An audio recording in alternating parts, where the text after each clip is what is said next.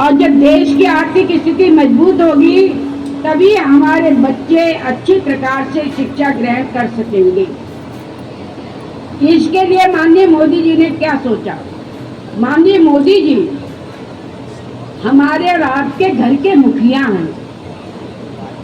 जैसे घर के मुखिया के लिए विशेष रूप से चिंता होती है परिवार के हर सदस्य की, उसी प्रकार से माननीय प्रधानमंत्री जी के लिए हमारे भविष्य की चिंता है, बच्चों के भविष्य की चिंता है, युवाओं के भविष्य की चिंता है, किसानों के भविष्य की चिंता है और महिलाओं के भविष्य की चिंता है। ये चिंता कैसे दूर होगी? जो इतना पैसा खर्च हो रहा है, जो आंकड़े बताए थे अभी आकाश जी ने, जो इतना पैसा खर्च हो रहा है वो किसके लिए, किस काम में आएगा?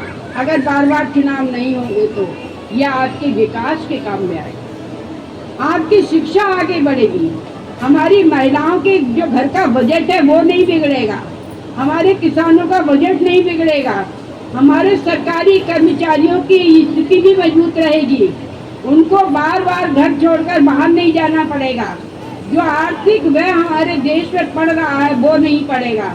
जब आर्थिक रूप से हम कमजोर हो जाते हैं, बार बार चुनाव होता है, गंदी सियासत सामने आती है तो देश की स्थिति कमजोर हो जाती है।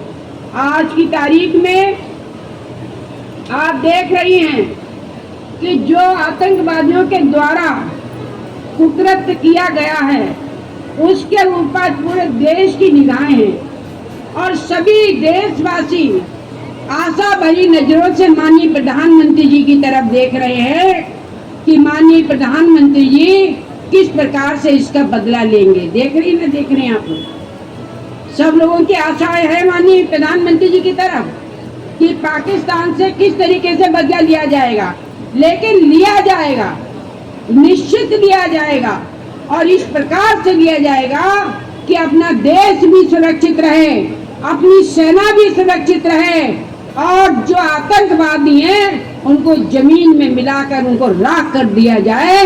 इस प्रकार से लिया जाए, जल्दबाजी में नहीं लिया जाएगा, बहुत सोच समझ के लिया जाएगा।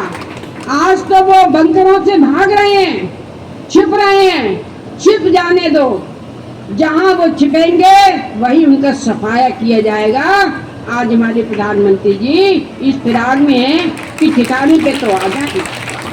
तो इसी प्रकार से जो एक राष्ट्र और एक चुनाव की बात माननीय प्रधानमंत्री जी के दिमाग में आई है, वो इसलिए आई है कि हमारी बच्चियों का भविष्य सुरक्षित हो और बच्चों इसलिए आई है कि हमारे बच्चियों के लिए, सब लड़कियां ध्यान से सुने, एक एक, चूंकि मैं टीचर रही हूँ ना तो सब बच्चों पर मेरी नजर है कौन क्या कर रहा है, तो ध्यान रखो, हर बच्चे पे नजर है। इधर मेरे बच्चे बैठे हुए हैं, बालक बैठे हुए हैं, इधर मेरी बालिकाएं बैठी हुई हैं। मैं ये कहना चाह रही हूँ आपसे कि जो माननीय प्रधानमंत्री का ध्यान बच्चों के भविष्य के ऊपर क्या है, क्योंकि कल के आने वाला समय किसका है?